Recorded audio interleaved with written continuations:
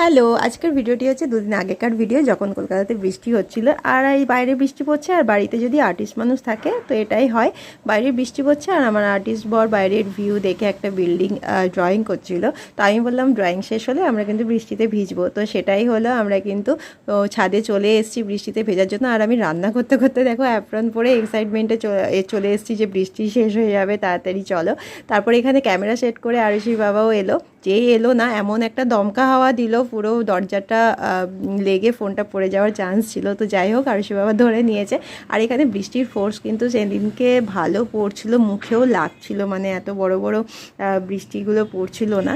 তো যাই হোক, কিছুক্ষণের জন্য আমরা একটু ভেতরে দাঁড়িয়েছিলাম, আরুষি বাবা হয়ে দেখো ভেতরে দাঁড়িয়ে আছে। বাট ভিজতে কার না ভালো লাগে। আর আমরা প্রত্যেকবার কিন্তু বর্ষাকে আমরা ফিল করি, বৃষ্টিকে ফিল করি। তো তোমরা কারা কারা আছো যারা বৃষ্টিতে ভিজতে ভালো লাগে তোমাদের বর্ষাকালে, জানিও। আজকের মতন টাটা।